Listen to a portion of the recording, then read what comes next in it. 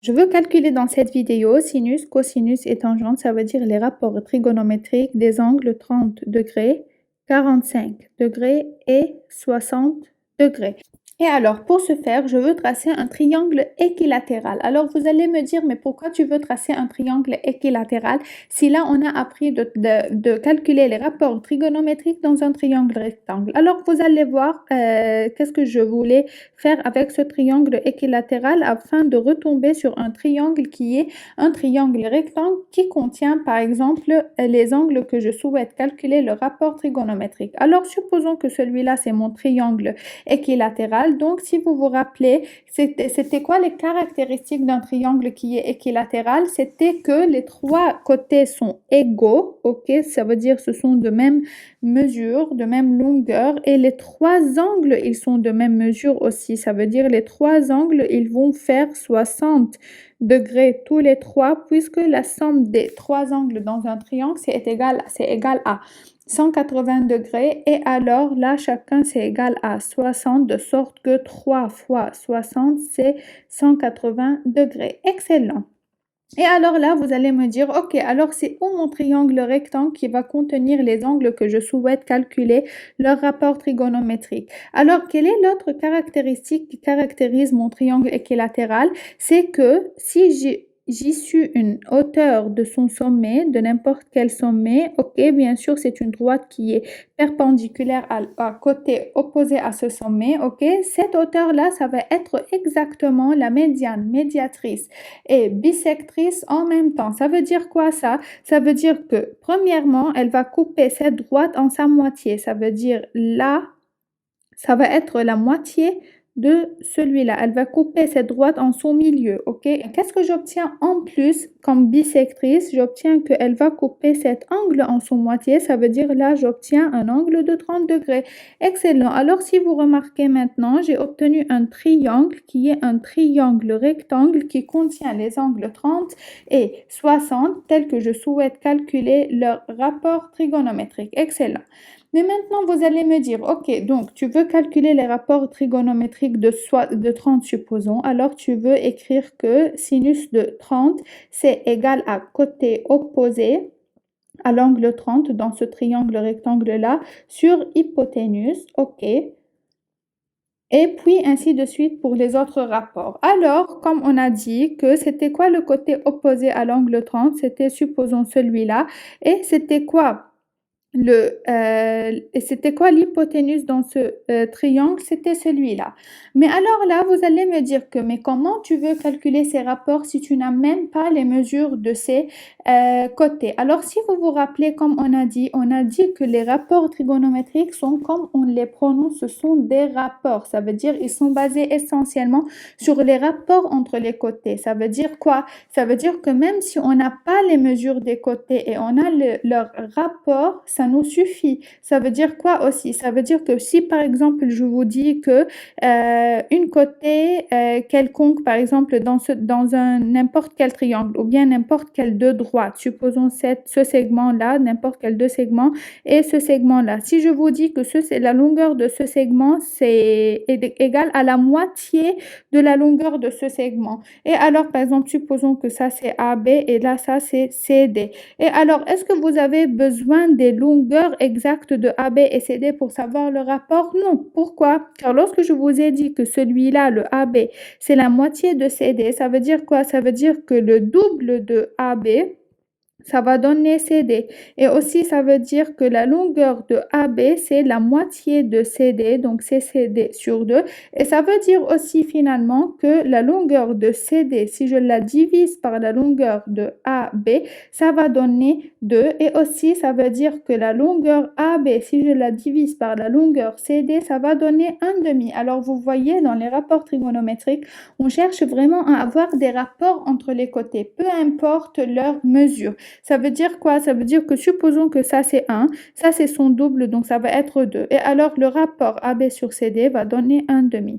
Supposons maintenant que ça c'est 2, alors ça va être 4. Alors le rapport entre AB et CD, ça va être 2 sur 4 et donc c'est aussi 1/2. Vous voyez, alors le rapport ne veut pas changer.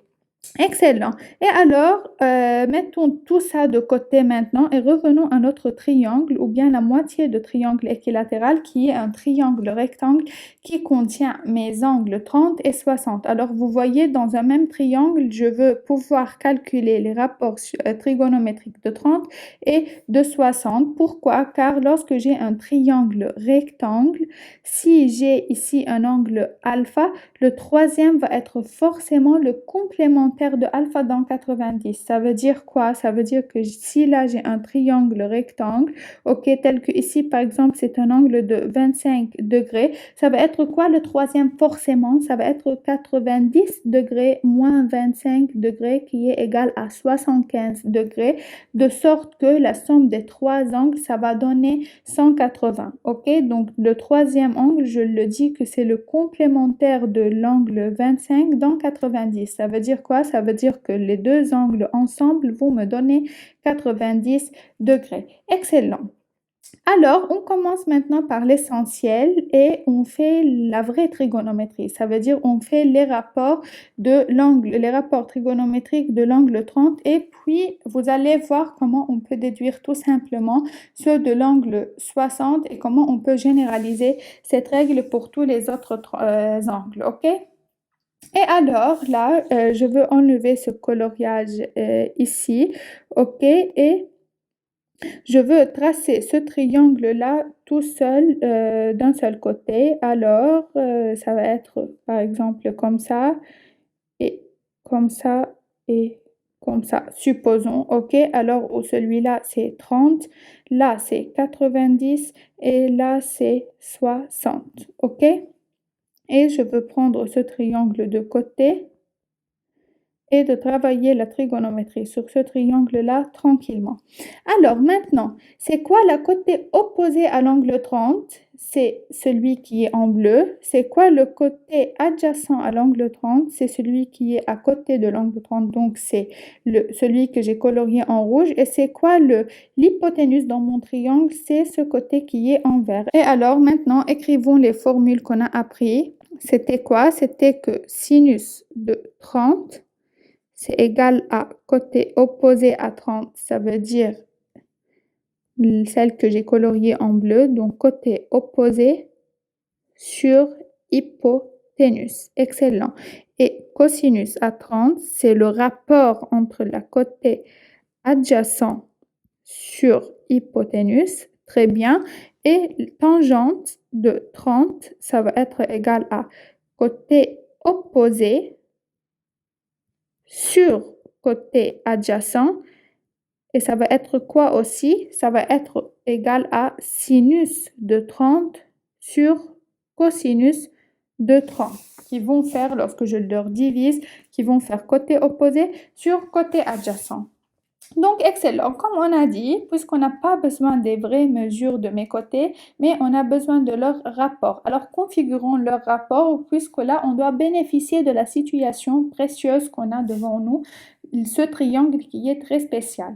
C'est quoi ce triangle-là, si on rappelle bien? C'était la moitié dans un triangle équilatéral. Alors, si celui-là, par exemple, mesure 2, supposons, ce côté, il est de longueur 2. Ça va être quoi la longueur de ce côté?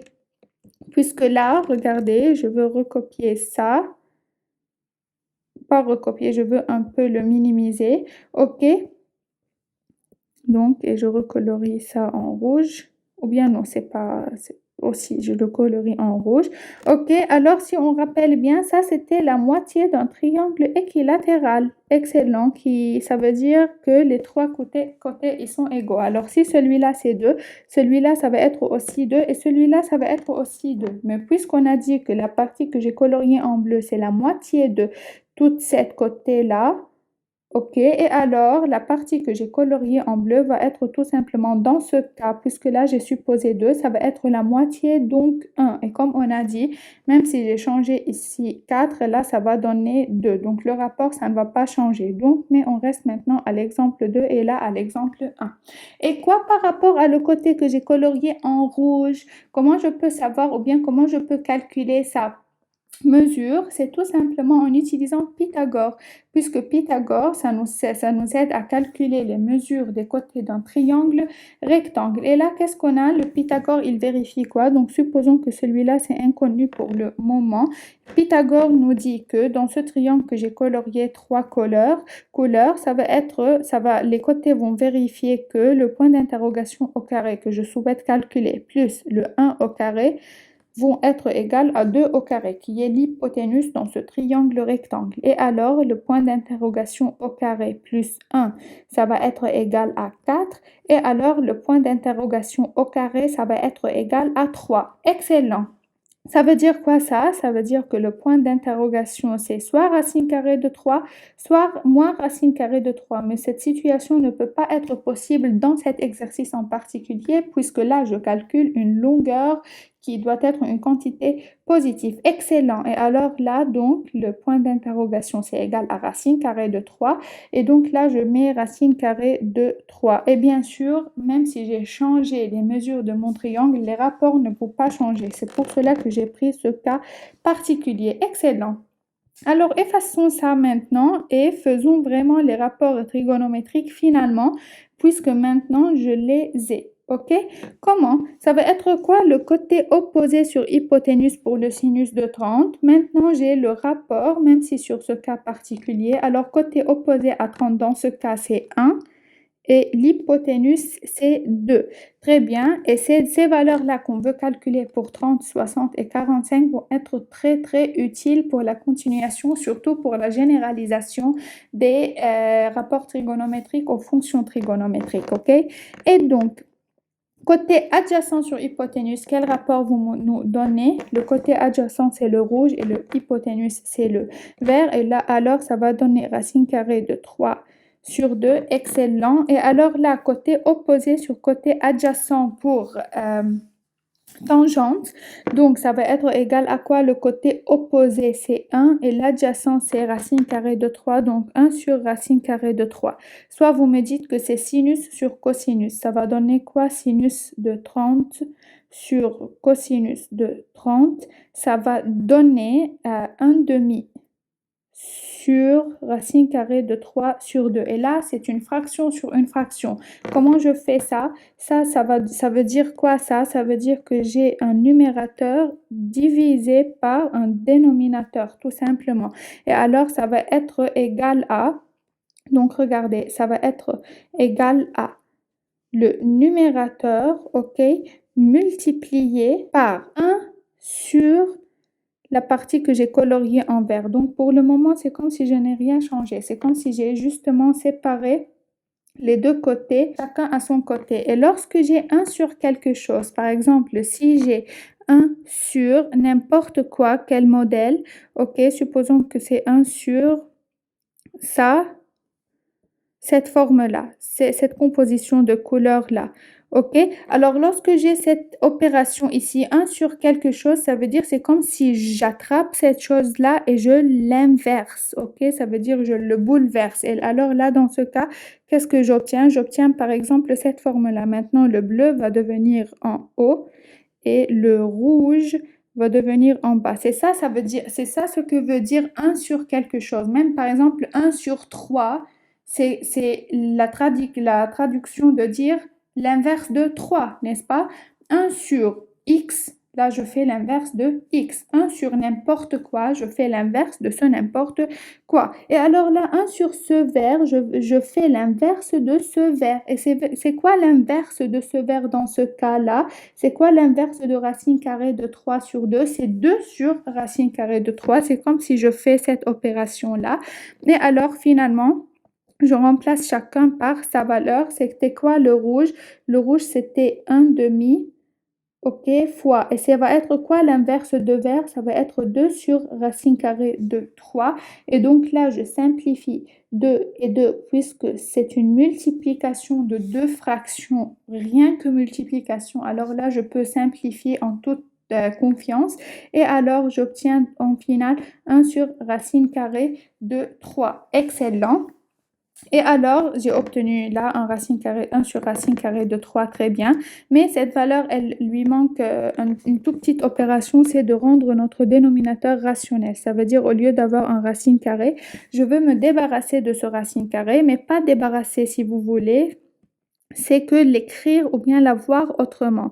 Ok, donc 1 sur racine carrée de 3. Comment je peux l'avoir autrement? C'est en multipliant le dénominateur par racine carrée de 3. Dans ce cas, j'obtiens un 3 simplement en dénominateur. Mais je ne peux pas dire que 1 sur racine carrée de 3 égale à 1 sur racine carrée de 3 fois racine carrée de 3, car ça, c'est vraiment pas égal. Je ne peux pas abuser les notations là.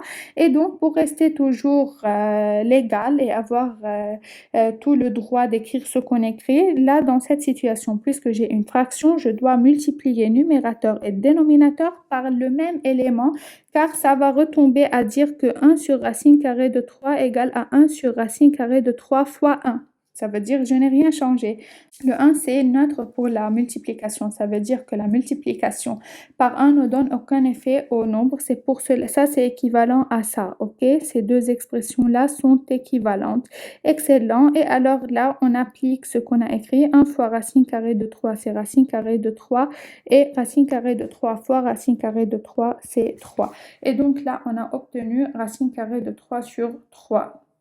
Pour tangente de 30, racine carrée de 3 sur 3. Excellent. Je recopie maintenant le même triangle pour passer à la situation de calculer les rapports trigonométriques de 60. OK? Alors, pour l'angle 60, écrivons sinus de 60. Ça va être égal à quoi?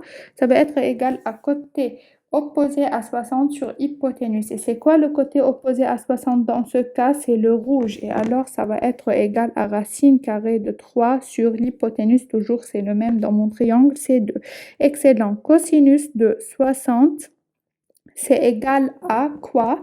C'est égal à côté opposé de 60 maintenant. Non, désolé, c'est égal à côté adjacent à 60 maintenant sur hypoténuse. L'adjacent maintenant, c'est le bleu. Excellent. Et là, on a oublié le 1. Et alors, le rapport, ça va être 1 demi. Et puis, pour tangente de 60, ça va être côté opposé sur le côté adjacent. Et donc, ça va être égal à racine carrée de 3 sur 1. Donc, c'est simplement racine carrée de 3. OK? Excellent. Maintenant, juste une petite remarque. Sinus de 60, c'est racine carrée de 3 sur 2. C'est exactement égal à cosinus de 30 qu'on a calculé, qui est racine carrée de 3 sur 2. Alors, je veux écrire ça, que ça, c'est égal à cosinus de 30. OK? Et puis, cosinus de 60 qui est égal à 1 demi, c'est égal à quoi? C'est égal à sinus de 30. Excellent. Et alors, je veux écrire ça. Donc, ça, c'est égal à sinus de 30. Très bien. Et finalement, le tangente de 60, c'est égal à 1 sur tangente de 30. Excellent. Mais ce qui m'intéresse, moi, c'est de vraiment voir ces deux expressions-là. Alors, si on remarque très bien, on remarque que sinus de 60, c'est égal à cosinus de 30. Et c'est qui le 30? C'est le complémentaire de 60 dans 90.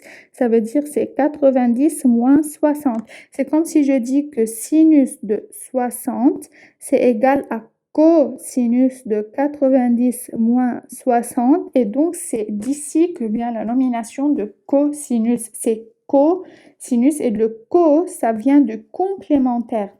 Ça veut dire pour n'importe quel angle alpha, sinus alpha, c'est égal au ça veut dire complémentaire de sinus, cosinus, mais j'écris ça cos.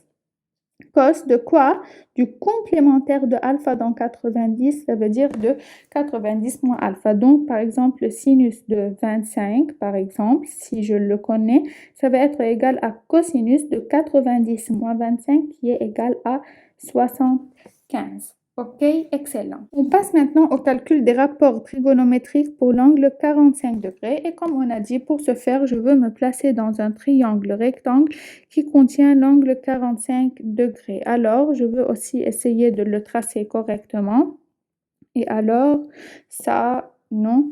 Donc, supposons que c'est comme ça, ok, tel que là, c'est 90. Et donc, là, c'est 45. Et alors, le troisième, c'est forcément combien?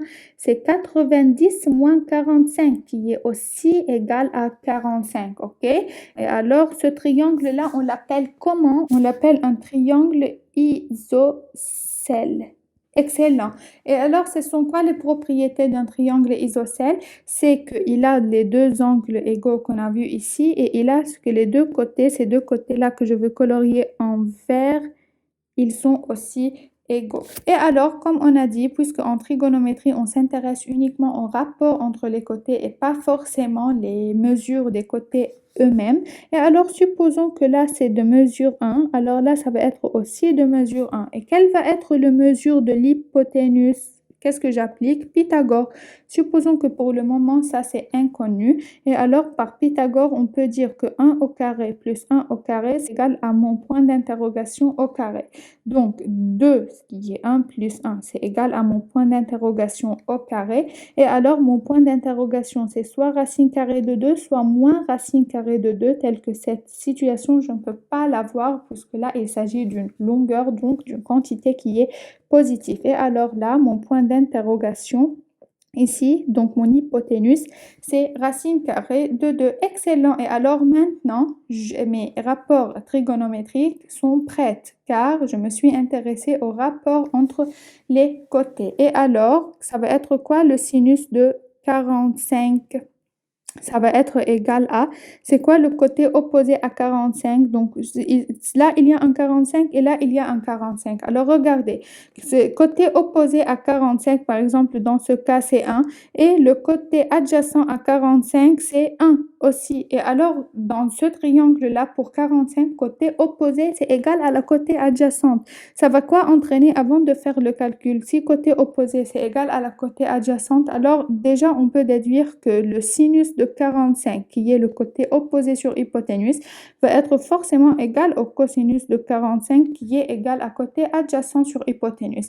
Et même pour comment je peux déduire ça déjà, avant même de parler des côtés, je peux les déduire comment? Car on a expliqué que sinus de n'importe quel angle alpha, c'est égal à cosinus de son complémentaire dans 90. Ça veut dire que sinus de 45, ça va être égal à cosinus de 90 moins 45, qui est égal à 45. Et donc, sinus de 45 égale à cosinus de 45. Voyons voir maintenant ça dans le calcul. Sinus de 45 égale à côté opposé à 45 sur hypoténuse, donc égal à 1 sur racine carrée de 2. Et donc, par rendre rationnel le dénominateur, on va obtenir, donc là, je multiplie par racine carrée de 2. Et là, je multiplie par racine carrée de 2. Et donc, j'obtiens racine carrée de 2 sur 2. Excellent. Et donc, le cosinus de 45, regardez, c'est quoi le côté adjacent à 45? C'est aussi 1, donc c'est égal à 1. Et l'hypoténuse, c'est racine carrée de 2. Et donc, pareillement, c'est racine carrée de 2 sur 2. Excellent. Et puisque les cosinus et sinus de cet angle-là sont égaux, et alors tangente de 45, ça va être, soit je peux déjà le déduire en faisant sinus sur cosinus qui sont de quantités égaux, alors c'est égal à 1. Ou bien, je peux dire que tout simplement, c'est côté opposé sur côté adjacent qui sont dans ce cas égaux et donc c'est aussi égal à 1. Excellent. Et alors maintenant, qu'est-ce qu'on peut retenir? On peut retenir que 30, 45, 60, le sinus de 30, ça va être égal à combien? Ça va être égal à 1 demi, la racine carrée de 2 sur 2 et la racine carrée de 3 sur 2. Et alors, pour le cosinus, je copie cette même ligne-là, mais en commençant du dernier. Donc, ça, là, ça va être racine carrée de 3 sur 2. Là, ça va descendre comme il est. Et là, 1 demi. OK? C'est à cause du truc de complémentaire qu'on a expliqué. Et alors, finalement, si vous voulez une petite astuce pour retenir ça sans tracer nos triangles là, on met le même tableau ici, donc 30, 45 et 60, et on numérote celui-là par, regardez, par 1, 2, 3. OK, et alors ça va être quoi le sinus de 30? Ça va être racine carrée de ce nombre que j'ai tracé ici sur 2. Donc là, toujours, il y a sur 2, sur 2, sur 2. Et là, racine carrée de celui-là, racine carrée de celui-là. Et alors là, ça va être racine carrée de 1 sur 2, racine carrée de 2 sur 2, racine carrée de 3 sur 2. Et alors, donc, ça va être quoi ça? Racine carrée de 1, c'est 1, donc 1 demi. Racine carrée de 2 sur 2, très bien. Racine carrée de 3 sur 2, très bien. Et comme on a dit pour cosinus, je recopie ce même ligne-là, mais dans le sens inverse. Et alors, qu'est-ce que j'obtiens? J'obtiens tout simplement, je commence par racine carrée de 3 sur 2. Donc, racine carrée de 3 sur 2. Et là, c'est pareil, racine carrée de 2 sur 2. Et finalement, 1 demi. Excellent. Et pour tangente, bien sûr, on fait le rapport de ces deux nombres-là, le rapport de sinus sur cosinus, tel que le 2 va se simplifier. Donc, j'obtiens 1 sur racine carrée de 3, qui est racine carrée de 3 sur 3. Et là, j'obtiens 1, puisque ce sont deux valeurs égaux. Et là, j'obtiens racine carrée de 3 sur 1 qui est égal à racine carrée de 3. Très bien.